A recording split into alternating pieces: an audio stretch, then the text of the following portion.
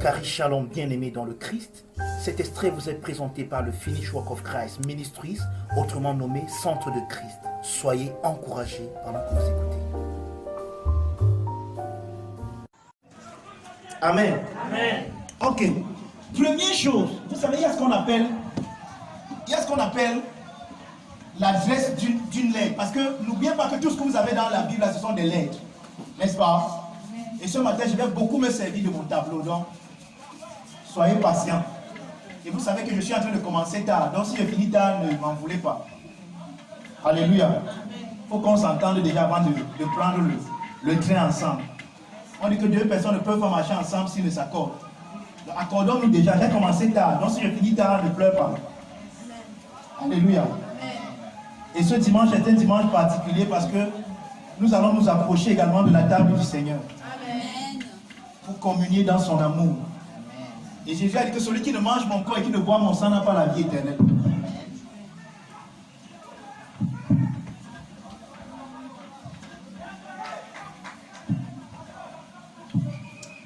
Voilà. Donc, je disais que quand vous approchez un livre de la Bible, il y a ce qu'on appelle l'adresse du livre. D'accord? Par exemple, lorsque vous prenez les épîtres, les autres épîtres en dehors des épîtres de Paul. Prenons, je vais vous donner un exemple. Allons dans 1 Pierre. Donc, ce matin, on va faire. J'espère que vous savez que c'est comme des cours de théologie que nous faisons ce matin. Amen. Parce que ce n'est pas n'importe qui touche le livre de l'Apocalypse.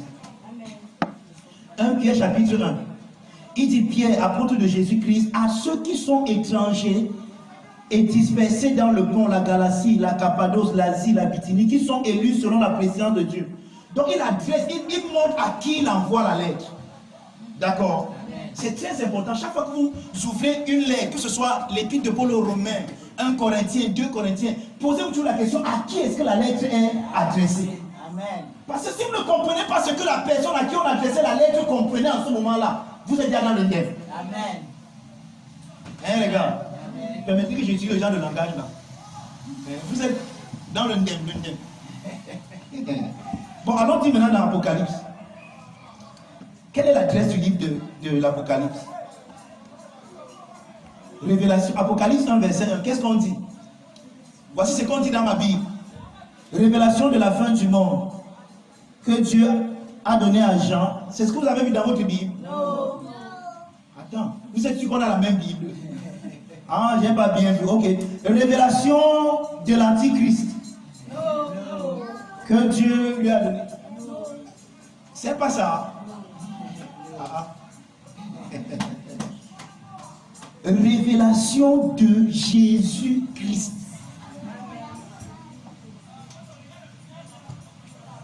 C'est tellement important. Si vous comprenez ça, on peut fermer et vous partez, vous allez tomber amoureux du livre de l'Apocalypse. Parce que tous les symboles qui sont là-dedans présentent une seule personne, Jésus-Christ. Donc, le livre que nous sommes en train d'aborder révèle qui? Jésus-Christ. D'accord? Maintenant, le mot révélation, ça vient du mot grec apocalypis. Ça vient du mot aussi.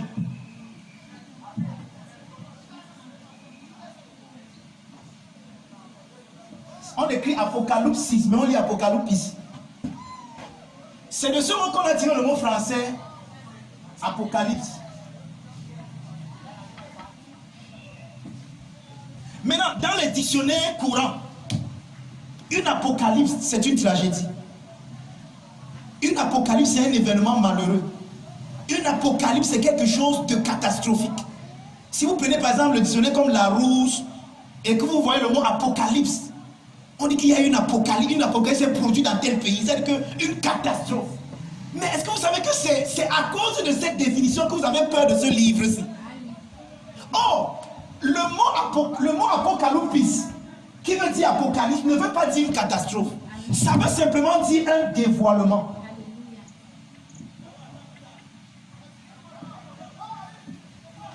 Ça veut simplement dire une mise à nu, une ouverture, J'aime expliquer ça comme ça.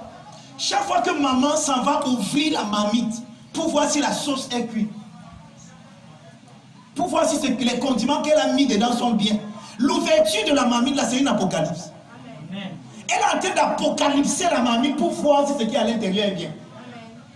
Donc, apocalypse simplement dit enlever le couvercle, enlever le voile, dévoiler. Ouais. Si vous ne comprenez pas ça, vous aurez peur du livre si pour rien. Oh, qu'est-ce que Jean nous dit? Ça, c'est l'enlèvement du voile de Jésus-Christ. Amen.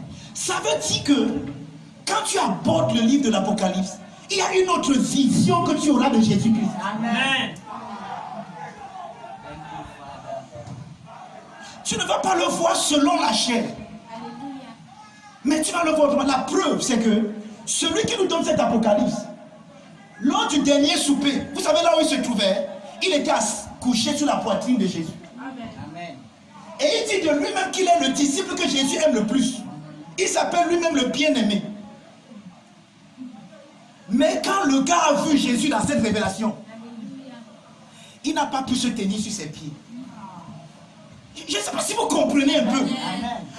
Saint Jean le divin était le disciple que Jésus, avec qui Jésus était vraiment complice. La preuve, c'est que sur la croix, Jésus doit confier sa maman à un de ses disciples. C'est à Saint Jean le divin qu'il confie. Pour vous montrer l'intimité qu'il y avait entre les deux. Et même pendant ce souper, Jésus dit qu'un de vous va me trahir ici.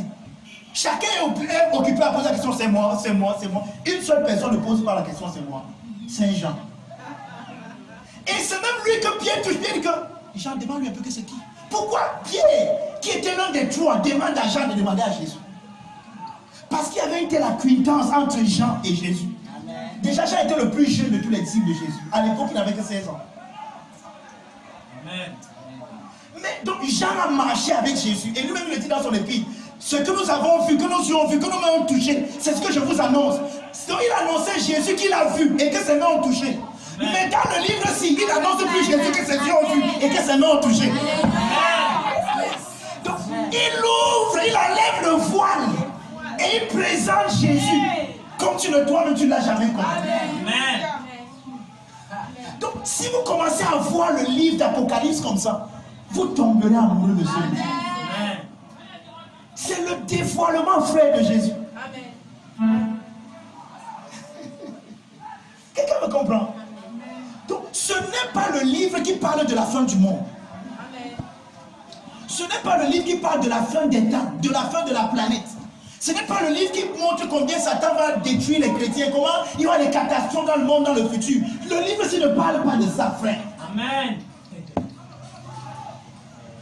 C'est le dévoilement de la beauté de la personne de Jésus dans la perfection de son œuvre.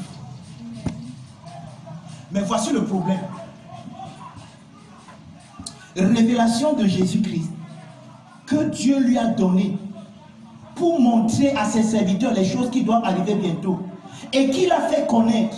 Le mot faire connaître, ça vient d'un mot grec qui parle de qu'il a mis en symbole. Le vrai problème, ce qui dérange les chrétiens avec le livre de l'Apocalypse, c'est que c'est un livre qui est présenté, qui présente Jésus dévoilé, mais avec des symboles qu'on avait déjà utilisés dans l'Ancien Testament.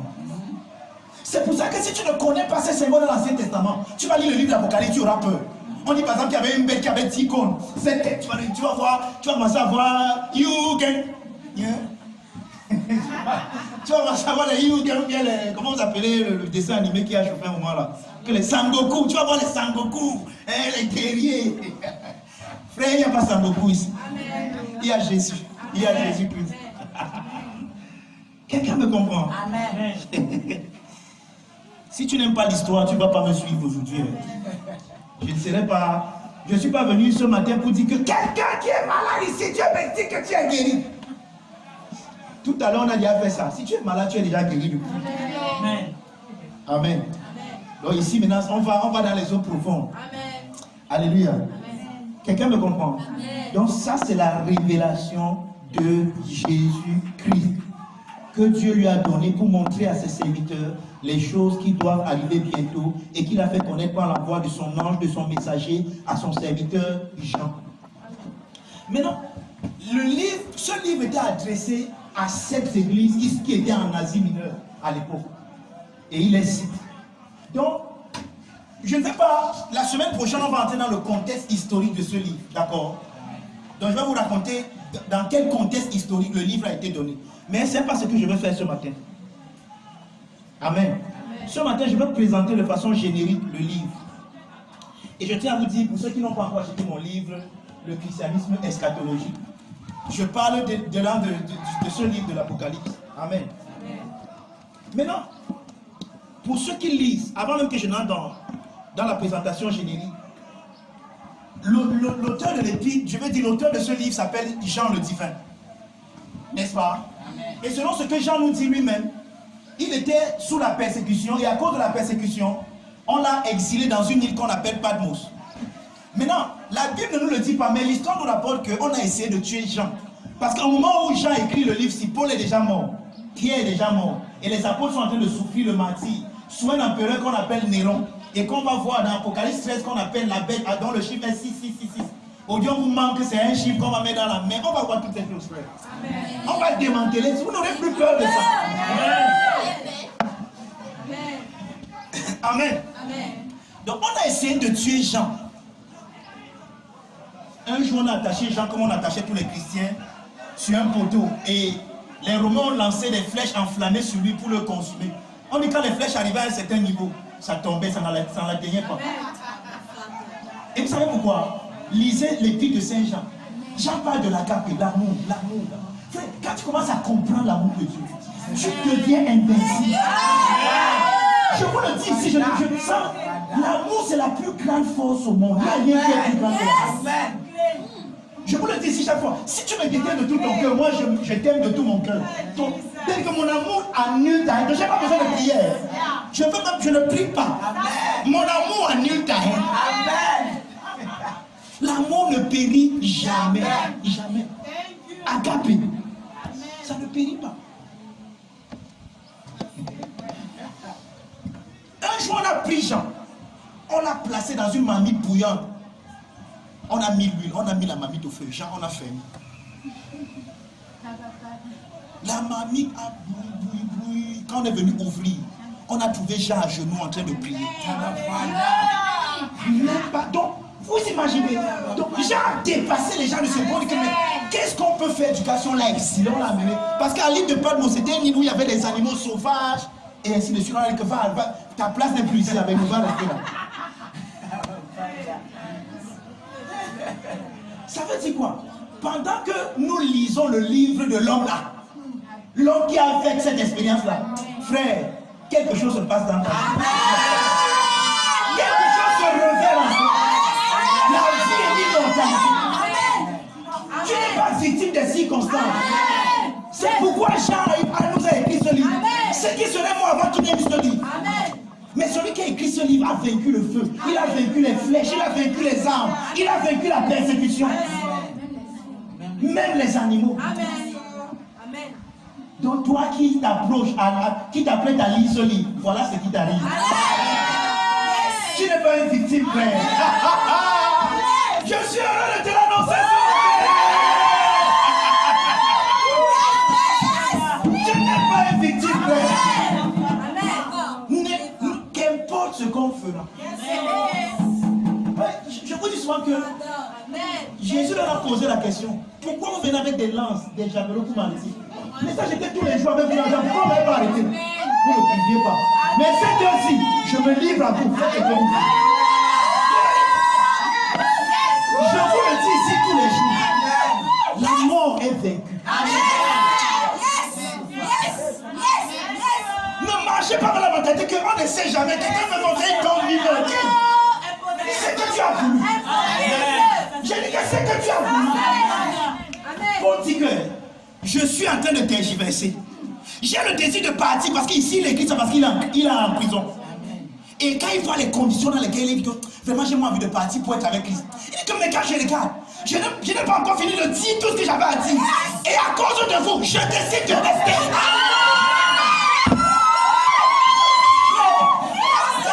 Paul est en prison. Dans une condition qui apparemment ne dépend pas de lui.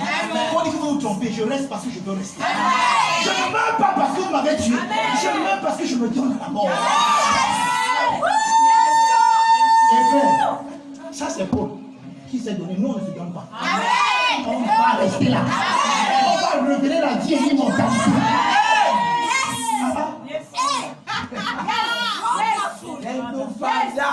On a essayé de tuer l'auteur du livre-ci de toutes les manières possibles. On a pas. Donc, en fait, on exige parce qu'on ne sait plus quoi faire. Donc, il a pris tous les cartons de ses adversaires car il les a désarmés tous. Il ne savait plus quoi faire. On va pas avec les adversaires. Je vois quelqu'un ici. On a cherché tellement de problèmes. On n'a pas pu faire le ballon.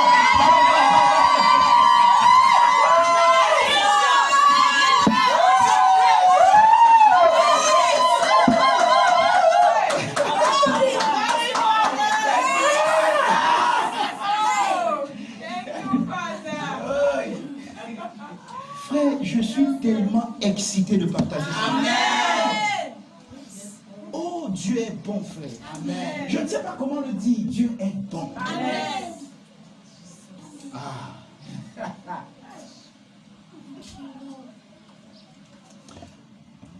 En exil, Jean à l'île de Patmos. Et un jour, Jean était en train de prier. Et c'est comme ça qu'il a eu cette vision. Selon lui-même, il dit qu'il a entendu une voix comme des grandes eaux. Quand il s'est retourné pour voir celui qui parlait, Jean a vu Jésus comme il n'a jamais vu le Seigneur. Amen. Vous voulez que je vous dise comment il le décrit lui-même?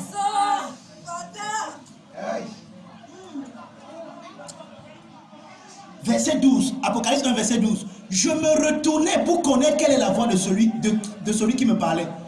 Et après m'être retourné, je vis 7 chandeliers d'or. Et au milieu de 7 chandeliers d'or, quelqu'un qui ressemblait à un fils d'homme. Jean vous parle de celui dont il avait l'habitude de se coucher sous la voiture. Il dit qu'il ressemblait à quoi? Il était comme un fils d'homme. Avant de continuer, je vais vous dire quelque chose. Est-ce que vous savez que cette description vous décrit vous? Dans votre état glorifié. Vous voici. Dans votre gloire.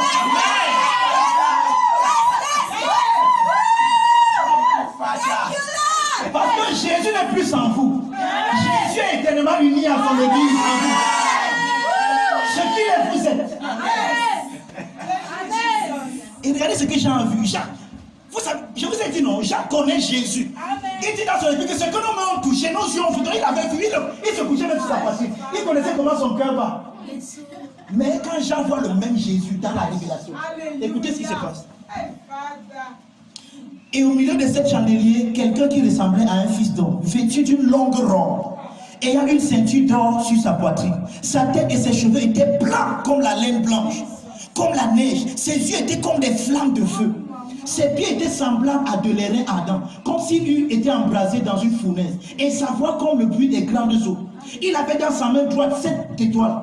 Et dans sa bouche sortait une épée aiguë à 2 tranchants. Et son visage était comme le soleil lorsqu'il brille dans toute sa force. Tu me dis avec ça qu'un sorcier peut te regarder en face. Je ne sais pas qui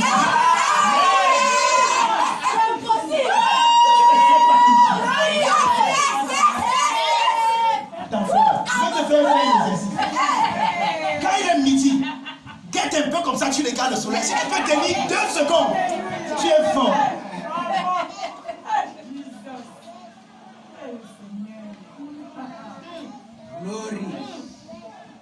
Écoutez, verset 17. Pardon, écoutez. Quand je le vis, qui? Jésus que j'avais l'habitude de connaître. Jésus sur la poitrine de qui je dormais souvent. Mais ce n'est plus lui maintenant. C'est le même Jésus, mais dans la révélation. Quand je dormais sur sa poitrine, il est venu s'humilier, il a pris une chair semblable à celle du péché. Il s'est identifié à moi. Maintenant, il me montre qui il est. Pour que je comprenne que c'est ce qu'il est venu faire de moi. Il a pris ma chair et est devenu comme moi. Je peux me coucher sur sa poitrine. Et il m'a pris sur sa poitrine pour me lever à ce niveau.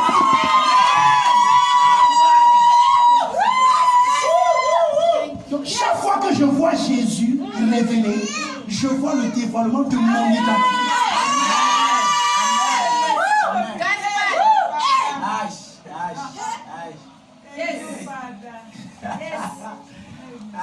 Maintenant, attendez. Dès que Jean a vu ça, il a fait comme d'habitude. Et il allait se coucher sa poitrine, non? Jamais. Hein? Verset 17, c'est pas ça qu'on dit. Quand je le vis, je tombais à ses pieds comme mort.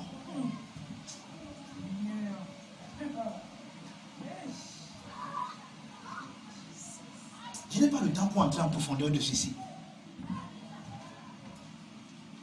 Quand Dieu te présente à toi, selon ce que Dieu voit de toi, toutes tes perceptions sensorielles meurent. Amen. Amen. Le toi que tu connaissais selon la chair, quand tu vois qui tu es en Christ, quand tu contemples ça, tu tombes, tu meurs. Parce que tu ne te reconnais pas. Parce que ce n'est pas ce que tu as toujours pensé que tu étais. Jean voit Jésus qui sur la poitrine de qui. Moi, je vais insister sur ce détail pour montrer que quand Jésus était de l'autre côté, quand il n'était pas encore dévoilé, Jean pouvait se coucher sur sa poitrine. Jean voit le même Jésus dans la révélation. Il dit que quand j'ai vu, je n'avais jamais vu Jésus comme ça. Moi, ma prière pour toi, frère, c'est que tes yeux s'ouvrent. Amen. Yes. Amen. Et que tu te vois comme tu t'étais jamais vu. Amen. Quand nous sommes nés, on nous a appris à nous définir selon le cosmos, selon le monde, selon ce que nous avons. Hein. Mes parents ne peuvent pas m'envoyer dans des grandes écoles, je ne sais pas moi, parce qu'ils n'ont pas d'argent. Et c'est comme ça que tu te définis. Donc, tu sais qu'il y a des choses que tu ne peux pas faire. Il y a des choses que tu es trop que non, non, non. On dit que c'est combien, ça coûte combien, 1 million, non, non. Je n'ai pas encore touché 100 000 depuis que sinon, laissé 1 million là-bas. Tu vois. Et nous avons grandi avec ce genre de déterminisme qui nous ont limités. Et c'est resté ancré dans notre mentalité comme des forteresses. Oui, les gens sont les chasses des démons. Les démons, c'est ta mentalité qui t'empêche, ce voile qui t'empêche de te voir pour qui tu es vraiment. C'est ça le démon que tu dois chasser. Le fait que tu les dragons dans les églises. À cause de vous, il y a même trop d'incendies à voir là.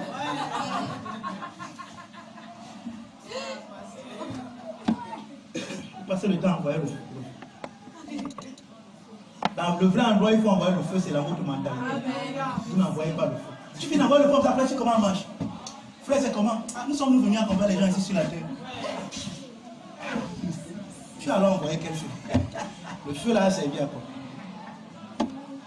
Je ne sais pas si j'ai réussi à attirer votre attention concernant ce livre. Donc ce que vous allez voir, c'est ce que Jean a vu là. Donc maintenant il décrit Jésus là en 22 chapitres. Avec des symboles de l'Ancien Testament. C'est tout dans l'Apocalypse. Voilà le livre d'Apocalypse. Maintenant, il y a quoi de l'Antéchrist là-dedans? Le mot Antéchrist n'apparaît même pas une seule fois dans tout le livre de Révélation, de l'Apocalypse. Même pas une seule fois. Je sais, l'Apocalypse nous on parle du dragon et du serpent ancien. Vous pensez que c'est Satan? Oui, c'est Satan. Mais ce n'est pas Satan qu'on vous a réservé les cornes et une queue. Satan là-bas, c'est simplement la loi. Point final. Et le système judaïque. Satan qui est tombé du ciel. La loi a été accomplie. Elle ne peut plus se tenir pour condamner qui que ce soit. Il n'y a donc maintenant aucune condamnation. Voilà le résumé d'Apocalypse 12, Romains 8. Je veux dire que je vous présente le livre, non? Donc je saute ici, je saute là-bas, parce que je vous présente le livre. Pour que vous tombiez amoureux. Mais quelqu'un va dire, Apocalypse 12, il y a une guerre dans le ciel. Michael et ses anges ont combattu. Le dragon aussi a combattu. Et ça prend depuis plus on dit que, tu commences maintenant à imaginer les Ayugen. Vous avez vu le jeu là? Ayugen. Comment imaginer les Sangoku? Tu commences à imaginer des trucs qui ne sont même pas. Amen. Quelqu'un est toujours là. Amen. Tu vas tomber amoureux de ce livre. Quand on va finir, je vois quelqu'un en train de lire Apocalypse même 10 fois. Amen. Parce que chaque fois que tu liras, tu verras Jésus dans une autre dimension. Jésus. Il a vu Jésus, il dit que c'est toi. Il est tombé, mon Jésus, qui non, viens, lève-toi. Il posa sur moi sa main droite en disant, ne crains point. Je suis le premier, je suis le dernier. Et le vivant. Vous entendez, tu entends ta description. Je suis le vivant. Je ne suis pas la mort, je suis le vivant. Amen. J'étais mort et voici, je suis vivant au siècle des siècles. Et en fait, je tiens l'autorité. Parce que c'est ça le mot clé. La clé, c'est l'autorité. Je tiens l'autorité de la mort et du séjour des morts. Et la clé, ça parle également d'une initiation par la connaissance. C'est ça que nous mourons. Parce qu'on n'a pas encore été initié à comprendre que c'est nous qui avons la clé de la mort et du séjour des morts. Ça veut dire que si tu n'ouvres pas, la mort n'a pas le droit de flammer. Amen. Amen. Amen. Amen. Je ne veux pas t'énerver ce matin. Il ne faut pas que je te décourage dès le départ. Hein?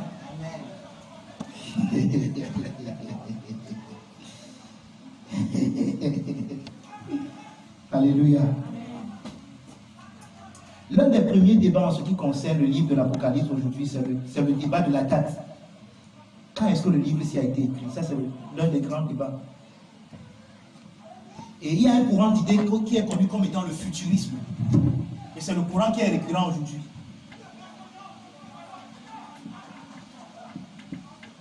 Hein? Le futurisme, c'est les gens qui, quand ils lisent le livre de l'Apocalypse, ils disent que ce n'était pas écrit pour les gens là, c'était écrit pour nous il y a de cela 2000 ans. Donc tout ce qu'ils lisent dans l'Apocalypse, c'était. Donc Jean écrivait, savait qu'il y a 2000 ans, il y a un peuple qui va venir. Et il écrivait donc pour nous. C'est eux qu'on appelle les futuristes. En tout cas, on va voir tous ces courants de pensée. Amen. Amen. Il y a généralement 4 méthodes principales que les gens utilisent pour interpréter le livre de l'Apocalypse. Et ces méthodes sont les suivantes. Donc, pour ceux qui écrivent, je vous dire que c'est un cours qu'on fait ce matin. C'est un panneau culte d'église comme d'habitude. Donc, il y a 4 méthodes d'interprétation du livre de l'Apocalypse. 1. Il y a l'idéalisme. Excusez mon écriture. J'espère que vous pouvez voir ce que j'écris là. Je n'écris pas comme Rosie.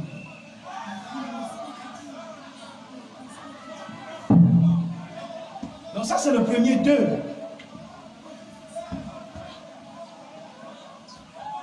Le futurisme, justement, comme on vient de le dire. 3. L'historisme.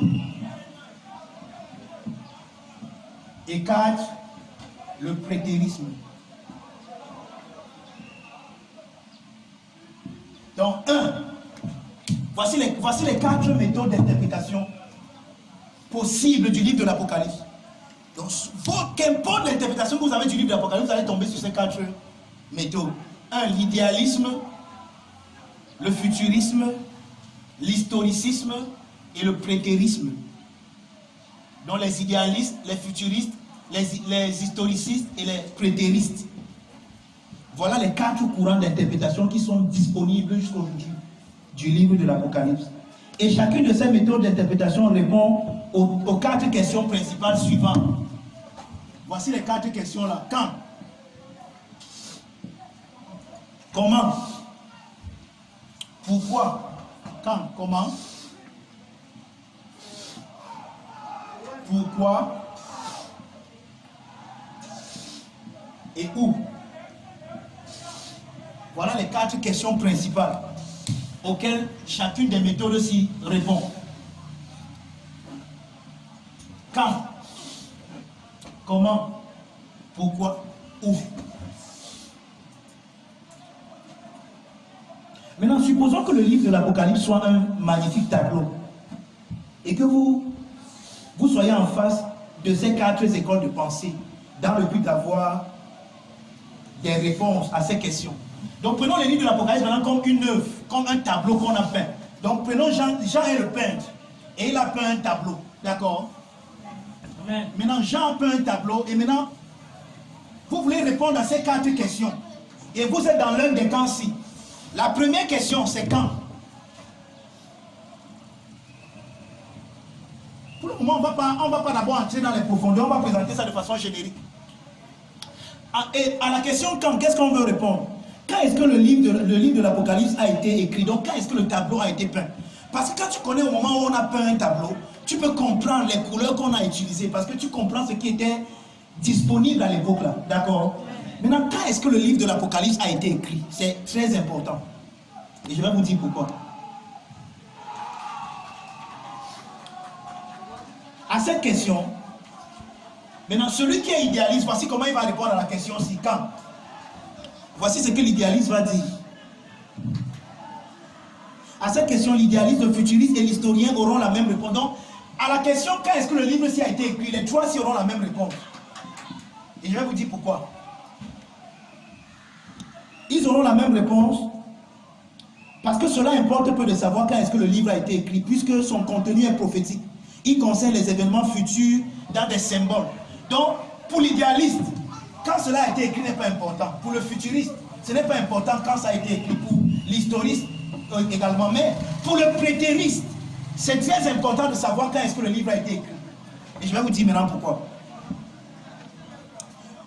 Ce livre a été écrit pendant le règne de l'empereur Néron. Il y a un empereur à Rome qu'on appelait l'empereur Néron. Pardon, gardez bien le nom là.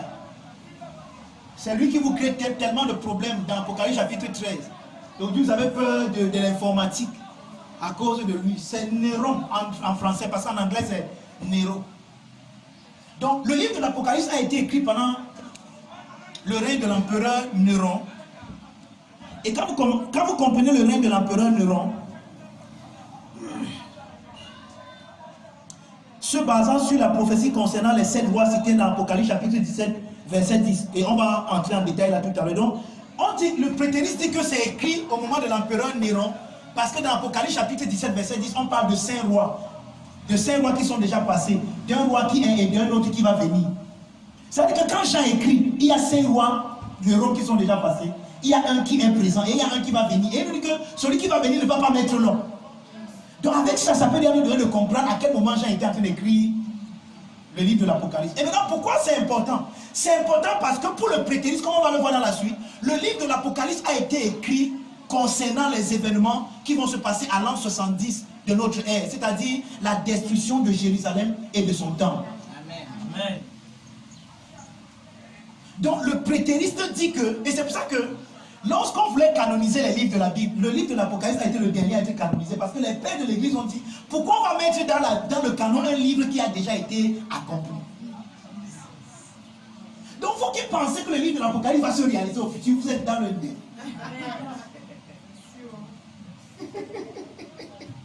Amen. Donc le prétériste dit que le livre de l'Apocalypse a été écrit avant l'an 70 de notre ère. Parce qu'il a été écrit pour fortifier les chrétiens qui étaient sous la persécution de l'empereur Néron, afin qu'ils ne tergiversent, qu'ils n'abandonnent pas. Et on va voir tout à l'heure pourquoi. Continuons d'abord à voir comment ils vont répondre à d'autres questions. Donc, la première question, quand l'idéaliste, le futuriste et l'historiste ont la même réponse. C'est peu importe quand ça a été écrit. Et on va voir tout à l'heure même pourquoi. Parce que pour eux, c'est une prophétie. Donc, c'est quelque chose qui va s'accomplir. Donc, quand c'est écrit, ça ne nous importe pas, on sait que c'est dans le futur. Et ce qui est faux. Maintenant, vous allez voir vous-même tout à l'heure dans quel camp vous vous trouvez parmi les 4 siècles. Maintenant, à la question comment. La deuxième question, c'est la question comment. Comment est-ce que le livre de l'Apocalypse a été écrit? Comment est-ce que le tableau là a été peint? Donc ça, c'est le petit b. C'est comment.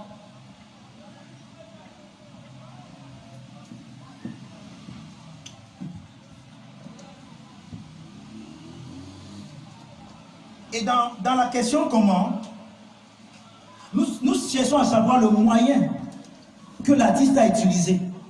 Pour l'idéaliste, il va dire qu'il s'agit des symboles mettant en évidence un combat cosmique entre la lumière et les ténèbres, avec la victoire de la lumière. Donc, l'idéaliste à la question comment dit que le livre de l'Apocalypse révèle le combat cosmique qu'il y a entre la lumière et les ténèbres, et ça montre que la lumière a vaincu les ténèbres. Ça, c'est l'idéaliste. C'est bon? À la question comment. Donc, quels sont les moyens qui ont été utilisés pour écrire le livre de l'Apocalypse? Jean s'est servi, pour l'idéaliste, des symboles pour révéler un combat cosmique entre la lumière et les ténèbres. Ça, c'est l'idéaliste. Maintenant, pour le futuriste, à la question comment, il répond comment. Il dit, les symboles utilisés auront un sens dans le futur, lorsque les événements prédits auront lieu. Donc, pour le futuriste, les événements qui sont prédits dans le livre de l'Apocalypse auront un sens dans le futur. Parce que ce n'est pas encore, c'était écrit pour un peuple qui va venir. Ça, c'est le futuriste. Maintenant, pour l'historiste, il répond à la question comment en disant que les symboles dévoilent l'histoire de l'Église. Hein? C'est par exemple ce principe d'interprétation que les pères, que les réformateurs ont utilisé pour dire à leur temps que la bête du livre de l'Apocalypse, c'était le pape de Rome qui régnait à cette époque. On appelle cette méthode l'historique. C'est-à-dire que quand il regarde l'histoire et il lit le livre de l'Apocalypse, il montre que l'Apocalypse dévoile l'histoire de ce qui devait se passer. Et quand il regarde dans l'histoire, il voit comment l'histoire est en train de se dérouler. Ça, c'est l'historiste. Maintenant, le prétériste. Ok. À la question comment, le prétériste dira que, tout comme le livre d'Ézéchiel, Jérémie et Ésaïe, qui décrivent la première destruction de Jérusalem à l'an 586 avant Jésus-Christ. Jérusalem avait été détruite par Babylone à l'an 586 avant Jésus-Christ. Et il y a des prophètes que Dieu avait envoyés pour prédire la destruction de Jérusalem à cette époque. Quand vous lisez le livre d'Ézéchiel, le livre de Jérémie et d'Ésaïe, vous allez voir tout cela là-bas dedans.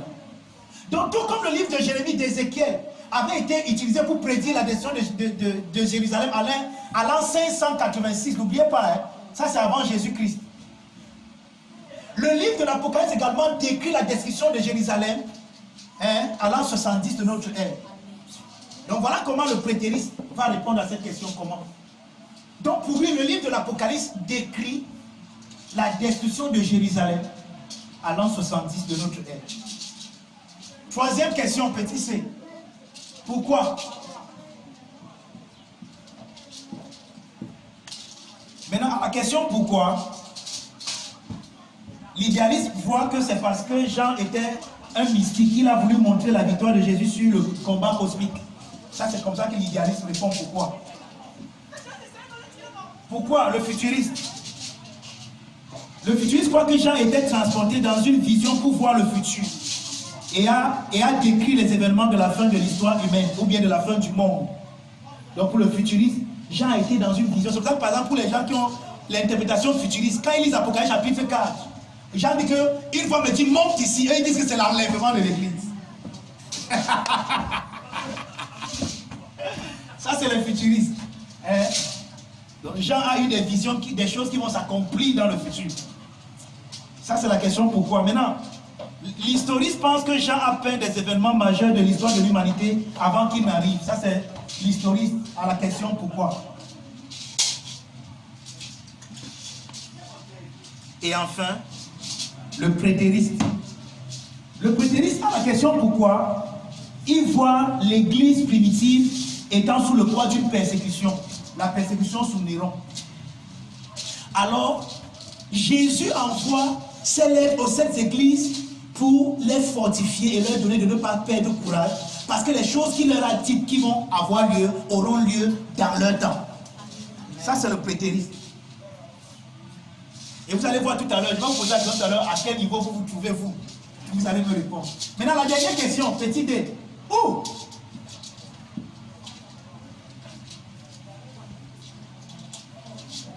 Quel est le lieu de référence? Pour l'idéaliste, il s'agit de quoi? Des lieux célestes. Parce que pour lui, c'est un combat cosmique. Hein? Quand vous avez... Et maintenant, la vue, ce n'est pas toujours mauvaise. Hein? Je peux présenter le livre de l'Apocalypse dans cette vision, et c'est très beau.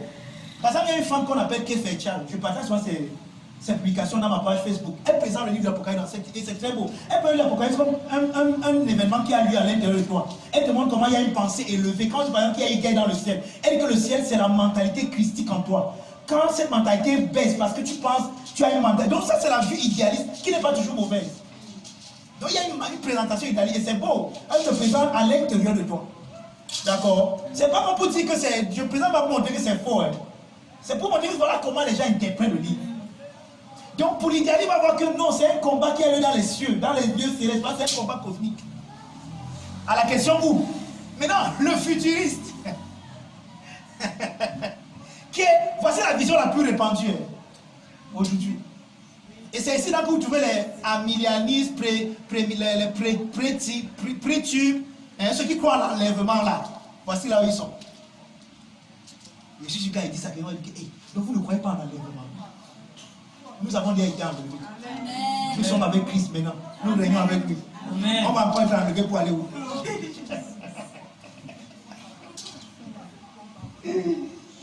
C'est ceux qui se voient à terre et qui ne voient rien d'autre, qui pensent qu'ils vont être enlevés. Et ils pensent qu'ils vont échapper à ce qu'ils appellent la grande tribulation. On va voir toutes ces thèmes. C'est quoi la grande tribulation qui fait peur aux gens? Ça a déjà lieu, c'est passé. Amen. Fais comme ça. C'est passé. Les gens ont peur de quelque chose qui est déjà passé. Ça m'étonne. Donc, à la question où le futuriste dira qu'il s'agit de la planète Terre et du futur. Hein? Où se passent les événements décrits dans le livre d'Apocalypse? Sur la planète Terre. On dit que tous les habitants de la Terre le verront. On dit que Jésus va parler, toute la Terre le verra. Oh, le mot Terre là-bas, c'est le mot grec gay, qui est mieux traduit le territoire. Territoire. Et c'est quel territoire? Le territoire d'Israël. Et non la terre entière.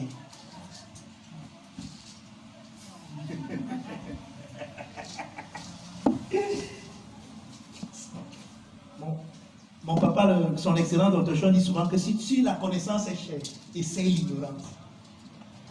L'ignorance coûte plus cher.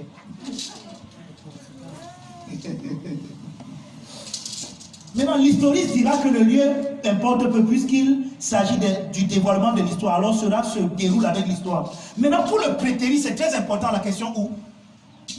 Le prétériste, lui, les nombres, les dimensions, les mesures et les spécificités sont évidents pour le chrétien du premier siècle. Donc pour le prétériste, chacune de ces questions, comme la question où, cela est valable pour le chrétien du premier siècle. Maintenant, je voulais vous présenter ça de façon générique, d'accord? Maintenant, on va maintenant entrer dans les détails. On va répondre toujours aux mêmes questions aussi, mais un peu plus maintenant dans les détails. Parce que je voulais d'abord vous présenter les 4 vies. Donc, il y a les idéalistes. Je ne sais pas si tu es idéaliste ce matin. Il y a les futuristes. Je ne sais pas si tu es futuriste ce matin. Il y a les historistes. Et enfin, il y a les prétéristes. Maintenant, que je ne vous cache pas, moi je suis prétériste. Maintenant, même dans le courant prétériste, il y a 2 types de prétéristes.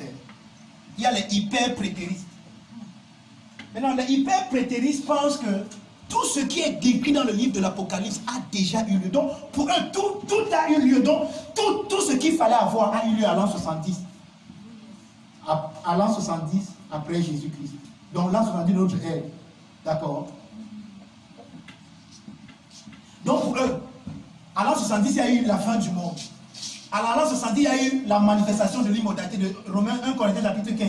Quand Paul dit que nous allons revêtir l'immortalité, eux ils expliquent que tout ça a eu lieu à l'an 70. On les appelle les hyper-prétéristes. Donc pour eux, tout est accompli, il n'y a plus rien au devant de nous. Oh, ce n'est pas vrai. Hein? Il y a, quand vous lisez l'Apocalypse, c'est pour ça, lisez mon livre, j'ai écrit tout ça ici. Achetez le livre, c'est 3000 euros. Quand vous lisez l'Apocalypse que l'apôtre Paul nous révèle, l'apôtre Paul nous dit que nous sommes en train de dévoiler Christ, et que ce dévoilement aura pour but que nous allons revêtir l'immortalité. D'accord? Cela n'est pas encore passé. Maintenant, ce n'est pas aussi dans le futur comme si c'est un événement il y a une date que tu as prévue, qu'à telle date, vous allez revêtir l'immortalité. Ce n'est pas vrai, il n'y a aucune date. Même maintenant, tu peux revêtir l'immortalité maintenant, tout de suite, parce que c'est disponible. Amen. Quelqu'un peut comprendre? C'est disponible, c'est en Christ. Donc il n'y a aucune date future.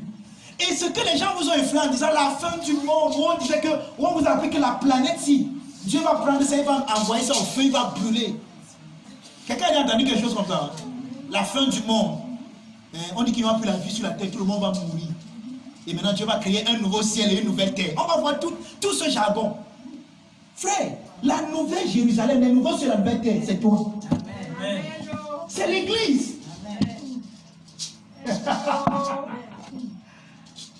Le nouveau tabernacle, le nouveau lieu où Dieu est à l'aise de vivre, c'est toi. La nouvelle Jérusalem, l'épouse qui a été parée pour son époux. Mais toi, quand tu dis ça, tu dis qu'il y a un monde, comme nos amis les témoins, ils vont dessiner un monde idyllique, un monde, le paradis. là où le vert vraiment vert, le rouge est rouge, il n'y a plus de maladie, il n'y a plus de souffrance. Regarde, le monde là qu'on envoie dans le futur est disponible pour toi maintenant. Tu peux vivre maintenant sans être malade. Amen. Amen. Vérité. Vérité. C'est clair.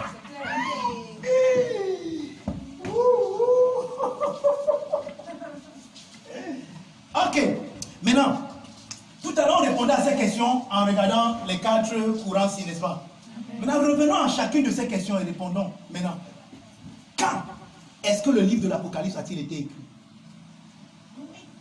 C'est important de savoir. Pourquoi? Parce que il y a un courant qui dit que le livre de l'Apocalypse a été écrit à l'an 95 de notre ère, au moment du règne d'un empereur qu'on appelle Domitien.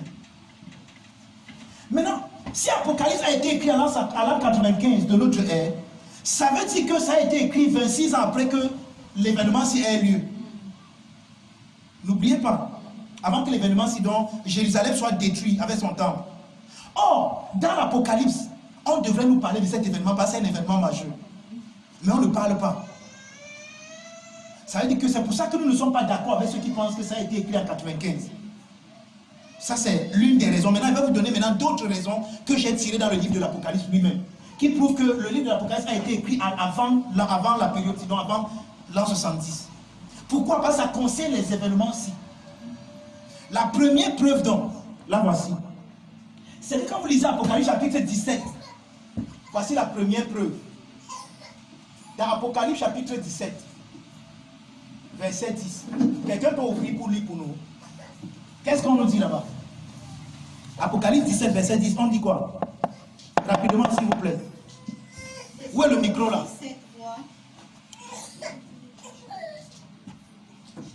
Où est le micro baladeur? Je sens aussi cette loi. Oui. 5 sont tombés. Oui. Un existe. L'autre n'est pas encore venu. Oui. Et quand il sera venu, il doit rester peu de temps. Vous entendez ça? Donc Jean, pendant que Jean est en train d'écrire, il nous donne un indice. Et il nous donne, on dit un indice, n'est-ce pas? Jean nous donne un indice. Il dit que pendant qu'il écrit, il y a 5 rois qui sont déjà passés. Il y a un qui existe au moment où il écrit. Et il y a un autre qui va venir. Mais quand celui-là va venir, il ne va pas rester pour beaucoup de temps. Or, ceux qui étudient et qui connaissent un peu la dynastie des empereurs romains, Jean dit que 5 rois, il y a 5 empereurs qui sont déjà passés pendant qu'il écrit. N'est-ce pas? Maintenant, pour ceux qui ont le Christ logique, mon livre que j'ai écrit, je parle un peu de cela ici. Le premier roi qui était passé s'appelle Jules César. Il a régné de 49 avant Jésus-Christ à 44 avant Jésus-Christ. Donc le premier empereur romain s'appelle Jules César. D'accord? Ça c'est parmi ceux qui sont déjà passés.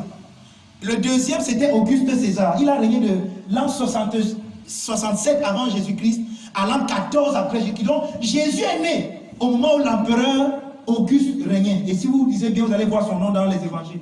Hein? C'est même lui qui avait ordonné le recensement. Et puis Joseph est allé dans sa patrie. Il s'appelle Auguste César. Il était le deuxième.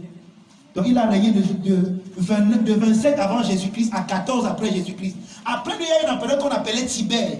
Tibère César. Hein? Et Tibère a régné de l'an 14 à l'an 37. Après, il y a eu un empereur qu'on appelle Caligula, qui a régné de 37 à 41. Et après, il y a eu Claude César, qui a régné de 41 à 54. À l'an 54. Maintenant, celui qui est, donc voilà les 5 qui sont passés. Maintenant, celui qui est au moment où Jean est en train d'écrire, c'est qui? C'est Néron.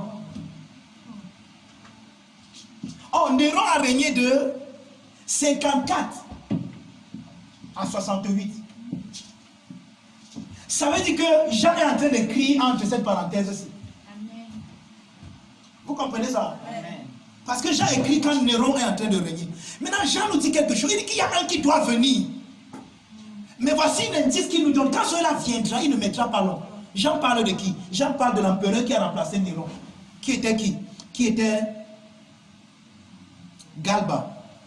Maintenant, Galba a régné de juin 68 à janvier 69. Donc il a régné 6 mois seulement. Après lui, on l'a assassiné. Et après Galba, il y a eu ce qu'on appelle dans l'histoire l'année des 4 empereurs. Parce qu'après Galba, celui qui l'a remplacé n'a aussi fait que 2 mois, 3 mois. On les a assassinés. Et c'est de cette histoire donc que Jean parle lorsqu'il dit que l'une des têtes de la bête a été coupée comme si elle était mortelle. Mais après, la bête est revenue à la vie. Donc, au moment à l'année des 4 ans, imaginez-vous un empire qui a régné dans le monde. Mais qui, imaginez-vous un peu comme... Non, il ne faut pas qu'il dise ça, ça va jamais arriver au Cameroun. Quelqu'un prend l'achèvement, on le tue. Quelqu'un donne le remplace, on le tue. Vous avez pensé que c'est une tragédie, non?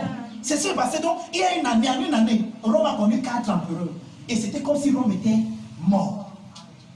C'est ça donc qu'on raconte de façon symbolique que l'une des têtes de la bête qui est sortie de la mer a été comme mortelle. Mais après, elle est revenue à la vie. Elle est revenue à la vie parce qu'il y a un autre empereur maintenant qu'on appelle Titus. Quand Titus, et même Titus qui va aller détruire Jérusalem. Quand Titus est venu, il a redonné vie à l'Empire romain. Et c'est même lui qui va détruire Jérusalem. Donc c'est ça qu'on raconte de façon... Quand vous lisez dans l'Apocalypse, on dit que l'une des têtes de la bête est tombée comme si elle était morte. Après, elle est revenue à la vie. C'est cette histoire-ci qu'on vous raconte. Mais vous allez dire que vous allez chercher à voir les événements futurs.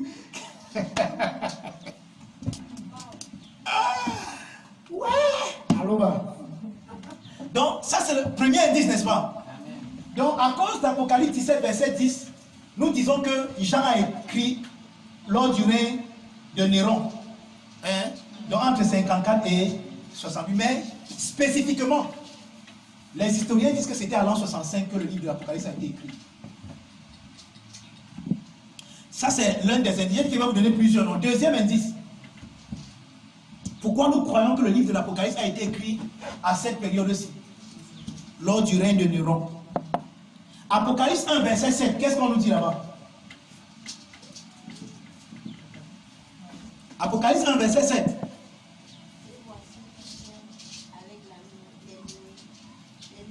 Lisez fort. Oh. Si tu ne peux pas lire fort, tu laisses. Je veux quelqu'un qui peut lire fort. Voici, il vient avec les nuées. Voici, il vient avec les nuées. Et tout œil le verra. Même Ceux qui l'ont percé et toutes les tribus de la terre se lamenteront à cause de lui. Oui. Voilà le deuxième indice. Jean dit que il vient avec les nuées et tout œil le verra, même ceux qui l'ont percé. Maintenant, l'idiome biblique, venir avec les nuées, comme vous allez, on va étudier ça à la suite. Chaque fois qu'on dit que quelqu'un vient avec les nuées, ça parle de Dieu, lorsque Dieu devait juger une nation ou bien un territoire. Par exemple, vous allez vous rendre compte que chaque fois que vous voyez les nuées apparaître dans l'Ancien Testament, c'est quand Dieu venait juger un peuple. D'accord? Donc quand on dit qu'il vient avec les nuées, ça veut dire qu'il vient pour juger. Et pourquoi il maintenant juger le temple? Parce que le temple empêchait aux gens de voir briller la splendeur de l'évangile de Christ. Le temple était le voile qui empêchait aux gens de voir la gloire de Dieu, d'avoir l'opinion de Dieu, parce qu'il présentait une opinion contraire à celle de Dieu. Donc il fallait que le temple soit détruit. Maintenant, il nous donne l'indice que même ceux qui l'ont percé, tu as percé Jésus, tu es parmi les gens qui l'ont percé, tu étais là. Oh, Jean nous dit que quand Jésus reviendra, à cette période-là, ceux qui l'ont percé seront vivants et ils vont le voir.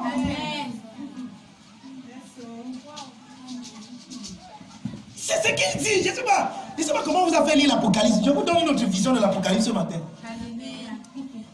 Il vient avec les nuées, donc il vient pour juger, et tout œil le verra. Même ceux qui l'ont percé. Et n'oubliez pas, Jésus dans Matthieu chapitre 23, le dernier verset, il a dit quoi? Tout ce que j'ai dit là arrivera à cette génération. Pas plus à cette. Il dit que vous verrez, ça arrivera à cette génération. Tout ce que je dis là va arriver à cette génération. La génération qui ont tué les prophètes et qui ont tué leur Dieu. Donc Jean nous donne le deuxième indice, tout œil le verra, même ceux qui l'ont percé. Si vous dites que c'est dans le futur, 2000 avant, moi il n'est pas moi percé. Mon grand-père, arrière-grand-père de mon grand-père ne l'a pas percé. Mais il y a des gens qui l'avaient percé, qui étaient vivants à une époque. C'était à l'an 70. Donc ces gens-là l'ont vu. Ceux qui l'ont percé. Maintenant on dit que, quand on dit que les habitants de la terre vont se lamenter, vous pensez qu'on dit que les habitants de la terre, donc les Camerounais, les Tchadiens, les Australiens, la terre tout entière. Non, le mot terre, ça vient du mot Sinké, qui parle des habitants du territoire. C'est pour ça qu'en anglais, on dit les habitants de l'Inde, de territoire, de l'Inde, pas de World, mais de l'Inde. Donc les habitants du territoire, quel territoire? Le territoire d'Israël. Ils vont tous se lamenter. Pourquoi ils vont se lamenter? Parce que ceux sur quoi ils ont mis tout leur espoir et pour lequel ils ont tué Jésus sera détruit. Le temple.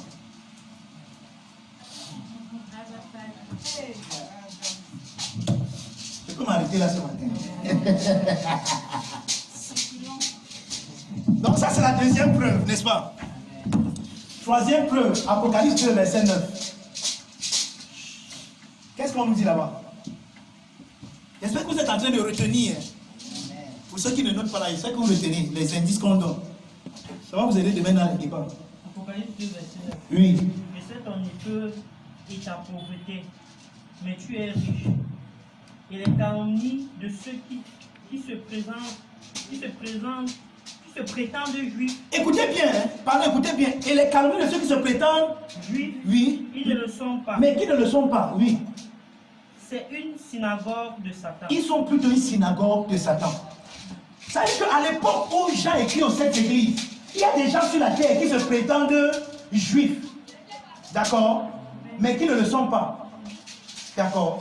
Or, quelle est la période où les gens se prétendaient juifs et qui ne le sont pas? La période du 1er siècle. C'est à eux que Paul écrit, par exemple. Hein? Il dit que ce n'est pas tous ceux qui sont circoncis qui sont vraiment les juifs. Parce que la vraie circoncision, c'est la circoncision du cœur. Pourquoi? Parce qu'il y avait des gens qui se baladaient partout, qu'on appelle les judaïseurs, et qui disaient que non, ce que Jésus a fait est bien. Mais il faut, à Jésus, il faut ajouter les œuvres de la loi. On les appelait. C'est pour ça que Paul dit que si quelqu'un, si même un ange du ciel vient vous prêcher un autre évangile, qu'il soit maudit. Pourquoi? Parce qu'il y avait ces judaïseurs. Donc, j'ai écrit un période où il y a des gens qui se disent juifs, mais qui ne le sont pas. Or, quand le temple a été détruit, c'était impossible que quelqu'un se dise juif. Amen. C'est ça que vous savez que les gens qui sont au Moyen-Orient, qui disent qu'ils sont juifs, vous savez qu'ils ne sont pas juifs.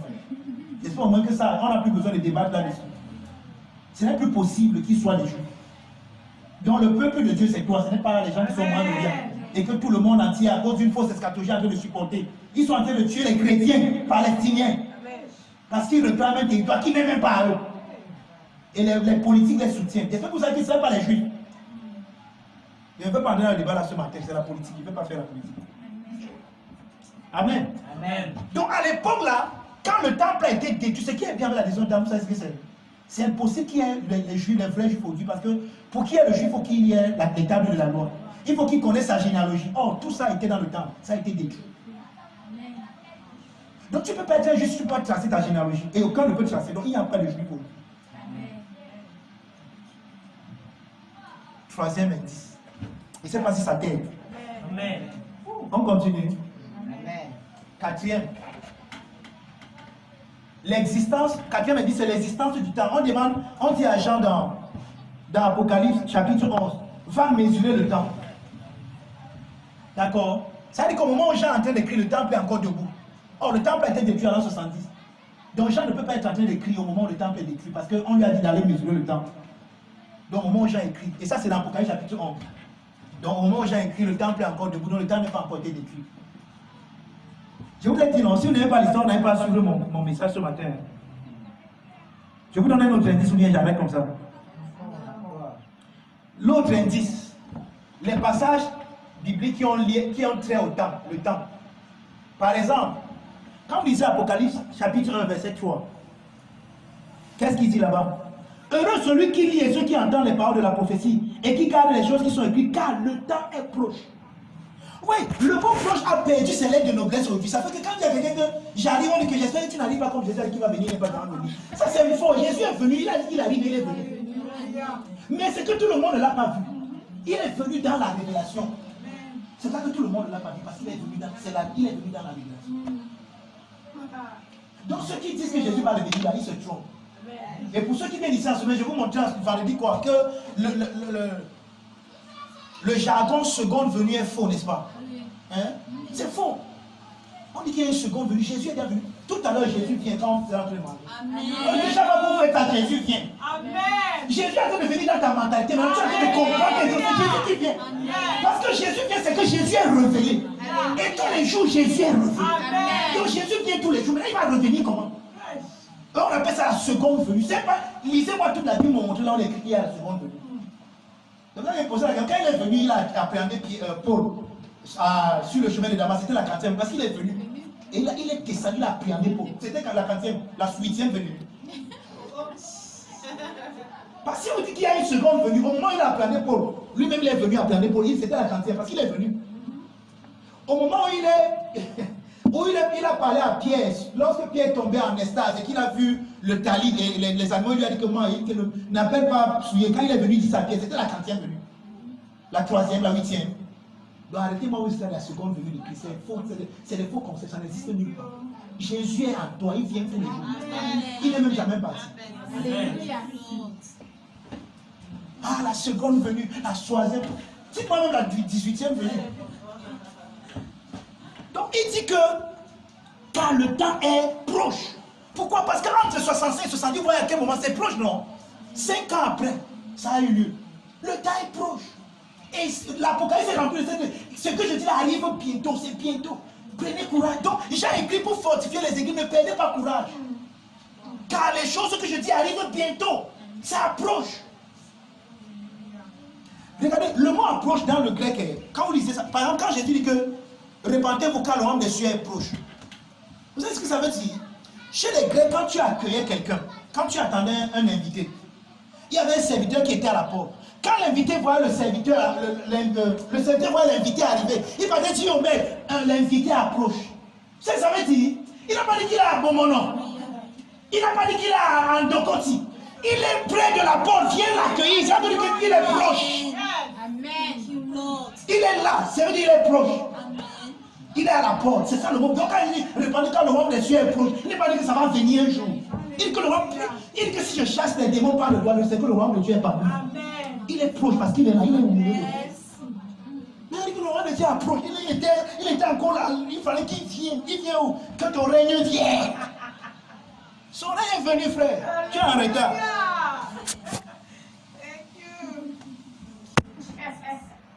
Donc vous allez voir que quand le temps approche, le temps est proche. C'est ça que quand vous lisez les auteurs des Épîtres, par exemple, on dit que le salut est plus proche de nous que quand nous avons cru. Frère, si Paul disait ça, pourtant ça va venir 2000 avant, c'est que pour les menteurs. C'est pas vrai. C'est que Paul dit que je vous écris car le salut est plus proche de nous maintenant que quand nous avons cru. Mais il dit non, Paul dit que le salut est 2000 ans, c'est que Paul c'est un menteur. Et Paul n'est pas menteur. Parce que c'est venu au moment où ils ont dit. Donc voilà, il y a d'autres raisons, mais je préfère passer à cause du temps. Amen. Amen. Ça t'aide un peu. Amen. Donc à quel moment, donc, à la question quand nous répondons, quand est-ce que le livre d'Apocalypse a été écrit? À 65 de notre ère. Parce que Dieu donnait à Jean dans le but de fortifier les 7 églises qui étaient en Asie mineure. Et ici leur nom. Maintenant, je ne peux pas parler de 7 églises parce qu'à la fin de ce mois, on aura une conférence de Téléstat et on va toucher les 7 lettres aux 7 églises. Amen. Donc on aura une conférence de Téléstat, on va parler des 7 lettres aux 7 églises.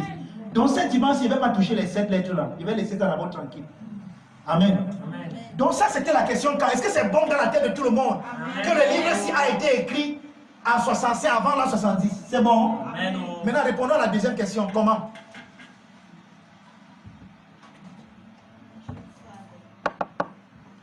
Le contexte de l'Apocalypse, c'est la Bible et l'histoire d'Israël, d'Abraham à Jésus. Nous devons comprendre que ce qui est venu avant le livre ancien qui aide à comprendre l'Apocalypse, c'est Ézéchiel. Quand vous lisez le livre d'Ézéchiel, c'est que je n'ai pas eu le temps ce matin de faire ce parallèle. Vous voyez un parallélisme complet entre le livre d'Ézéchiel et le livre de l'Apocalypse. Par exemple, Ézéchiel, Dieu lui a dit que prends le livre et mange.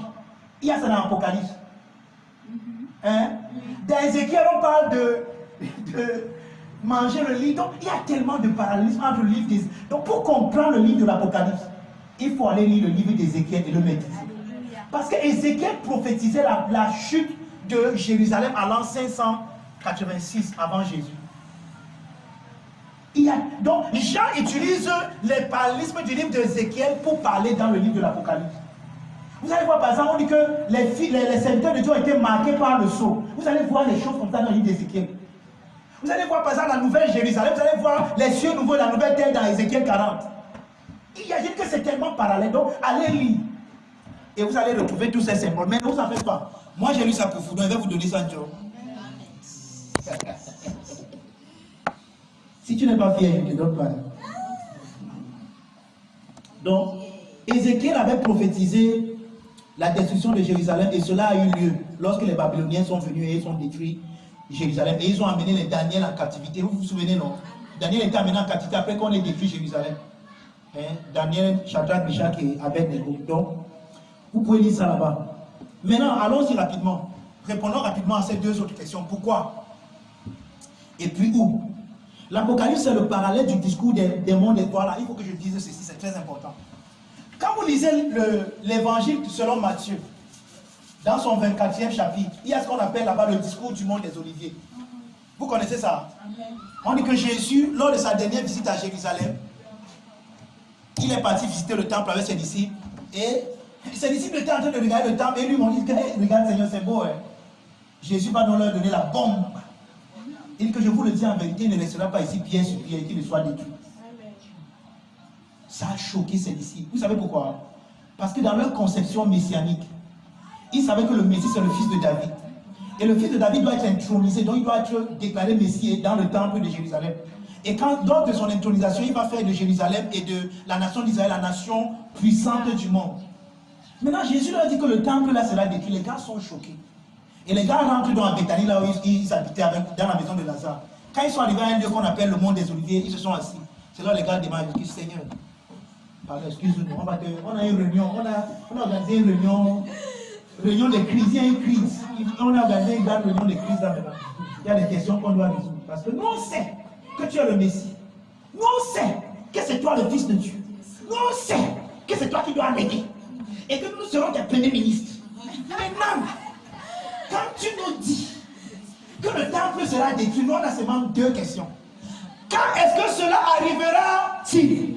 Et quel sera le signe de ton avènement? Le mot avènement, c'est le mot grec parousia, la parousia. Ça ne parle pas de revenir, mais ça parle d'être intronisé. Lorsque tu gagnes les élections, il y a un jour de ton avènement au pouvoir. C'est ça la parousie. Nous, on sait que tu es le Messie. Si le temple est détruit, si Étoudie est détruit, toi, ton palais sera où? Parce que ton Étoudie ici, et tu dis qu'Étoudie est détruit, nous, on sait que tu vas régner où? Tu vas donc régner où? Voilà la question que les gars posent. Mais on dit que les gens ont vu avènement, on dit que c'est le second avènement de Jésus. Jésus est venu tellement de fois qu'on ne sait plus combien de fois. Donc, vous appelez second avènement là. Il va venir tout à l'heure, on va marier, il est là. On dit que chaque fois que nous mangeons, nous buvons, il vient. Donc, je ne sais pas combien le second avènement. Les gars, si ne savent même pas que Jésus va partir une première fois. La preuve. On a lu ça l'autre jour. Acte 1. Jésus a dit au revoir. Les gars lui posent encore la question. Seigneur, est-ce en ce temps que tu rétablis le royaume d'Israël? Donc les gars sont encore dans leur eschatologie. Ils n'ont pas compris qu'ils doivent même partir. Ils ne savent même pas qu'il va mourir. C'est ça quand Jésus a commencé à dire qu'il va mourir. Pierre a appelé que viens. À Dieu ne plaise, tu ne mourras pas. Tu ne peux pas. Arrière de moi, Satan. Tes pensées ne sont pas les pensées de Dieu, mais celles des hommes. Donc les gars, ils ne savent même pas que le gars va mourir. Donc ils ne peuvent même pas être en train de parler. Les gars savent que le gars, c'est le Christ. Attends, lisez un peu la déception des deux disciples d'Emmaüs. On pensait que c'était lui. Les gars sont déçus, pourquoi?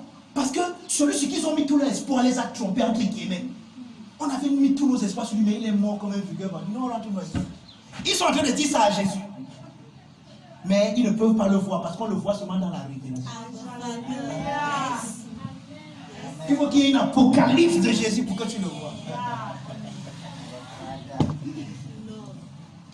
Donc, pourquoi, la question pourquoi, donc pourquoi le livre a été écrit?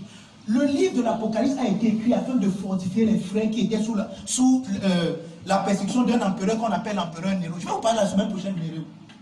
Néro était quelqu'un de brutal qu'on l'appelait. Son nom, son nickname, comment on appelait ça en français? Son surnom, son sobriquet, c'était la bête.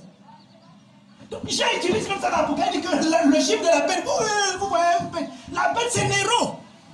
Si on appelait Néro, regardez, je vais vous dire ça la semaine prochaine. Néro, sa femme était enceinte, il a botté sa femme jusqu'à elle est morte. Néro a brûlé ses propres enfants. Néro s'habillait comme un animal pour aller violer les hommes et les femmes en prison. Je vais vous parler de Néro la semaine prochaine. Vous allez voir pourquoi on l'appelle la bête. C'est Néro qui a tué Pierre, qui a tué Paul. Les deux grandes têtes du christianisme. Il voulait mettre tout fin. Et sa persécution a commencé à l'an 64. On va voir ça la semaine prochaine. Néro a brûlé un tiers de Rome. Et il a commencé à accuser les chrétiens. Que ce sont eux qui ont fait ça. C'est comme ça qu'il a commencé à persécuter les chrétiens. Mais vous lisez Apocalypse, on dit que le chiffre de la bête, c'est un chiffre. On vous dit, vous êtes même, c'est un chiffre d'un nombre. 666. Mais aujourd'hui, on va vous faire croire que non, c'est l'informatique. On va vous mettre les puces dans la peau. On va vous mettre ceci. Vous avez les passeports, non? Vous avez les cartes d'identité, non? Pourquoi on n'a pas peur de vos cartes d'identité? Mais on va vous faire avoir peur de l'informatique. Vous, c'est la 5G, ou c'est la 18G.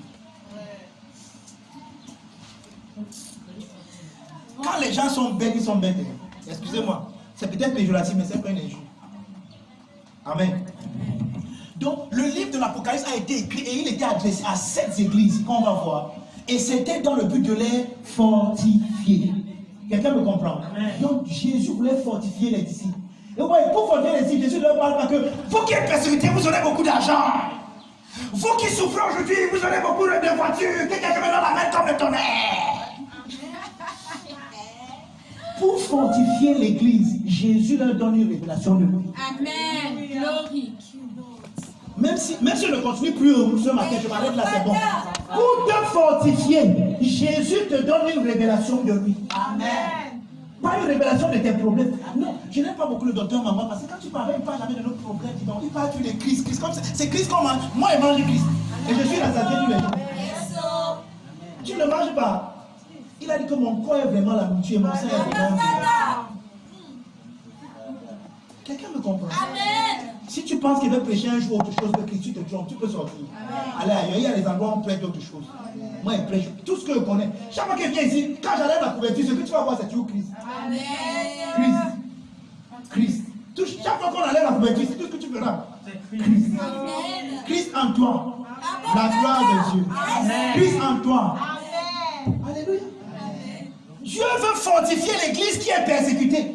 Il leur donne une révélation de Christ. Donc tout ce dont tu as besoin, c'est de comprendre et de connaître Christ. C'est vrai que quand Paul a compris ces choses, il dit que mon but c'est de le connaître. Lui et la communion de ses souffrances. Il dit que à cause de cette connaissance aujourd'hui, je regarde les choses que j'avais avant comme la boue. Et je vais dire que là le mot est même trop gentil. Parce que le mot que tu dis c'est le mot escabulon et ce n'est pas le mot pour. Je vais être gentil ce matin. Je vais vous épargner ce que vous avez dit. Mais allez faire vos études. Escabulon, c'est pas la boue. Si on te donne un plat d'escabulon maintenant, vraiment, tu ne vas pas aimer. Paul dit que ces choses sur lesquelles il s'appuyait hier, quand il regarde sa comparée à la connaissance, l'excellence de la connaissance du Christ, et quand il regarde en arrière, hier, il dit que comment je pouvais être dans l'escabulon si j'étais même fier. Je marchais dans les escabulons et j'étais content. Avec tous les odeurs des escabulons. Mais ça te plaisait quand même. Quelqu'un me comprend? Donc je voulais t'introduire ce matin dans ce livre. C'est vrai qu'il y a une dernière question où, bon, on a un peu répondu à ça tout à l'heure. Donc la semaine prochaine, ce qu'on va faire, c'est quoi? On va maintenant mettre le livre de l'Apocalypse dans un contexte historique. Quelqu'un me comprend? Et la semaine qui va suivre, on va mettre maintenant le livre de l'Apocalypse dans le contexte prétériste. Je vais vous présenter le contexte prétériste du livre de l'Apocalypse. Quand on va finir ça, j'ai décidé que tant que je ne finis pas le livre de l'Apocalypse, on ne s'arrête pas. Donc, qu'importe le thème que le Père va nous donner pour le mois prochain, les dimanches du mois prochain, on va lire le livre de l'Apocalypse. Et je vais vous expliquer chacun des symboles. On va prendre chaque symbole, la bête, on va expliquer ce que c'est, la marque de la bête. On va expliquer le combat qu'il y a eu dans le ciel. On va expliquer tous ces symboles. De sorte que quand vous allez maintenant prendre votre livre de l'Apocalypse, vous allez le lire, vous serez content de vous. Amen. Quelqu'un me comprend? Donc, qu'importe le thème qu'on aura le mois prochain, c'est Apocalypse jusqu'à ce qu'on finisse. J'ai décidé comme ça. Amen. Donc on va finir. Donc il faut qu'on mange le livre-ci et qu'on ait une révélation vraiment de Jésus.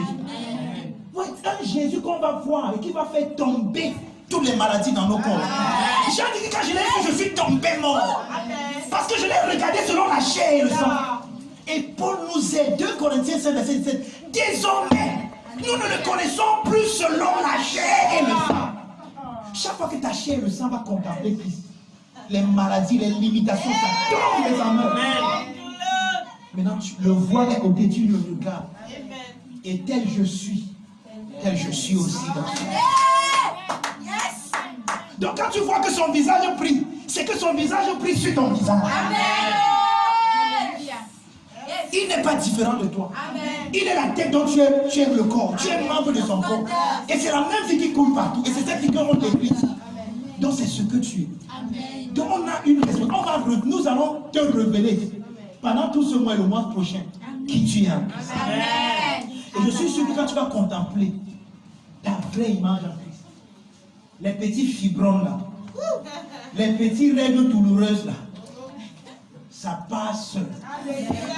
Les insomnies là, Toutes les pensées, bizarre. Ça tombe et ça monte. Élève ta voix, élève tes mains, rends grâce au Seigneur ce matin. Je vais t'entendre parler au Seigneur ce matin. Dis-lui merci.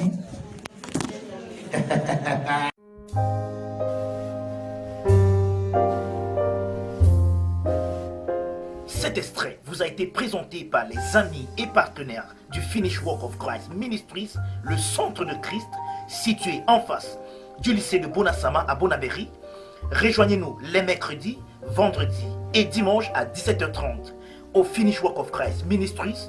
Nous dévoilons Christ comme étant vous en vrai.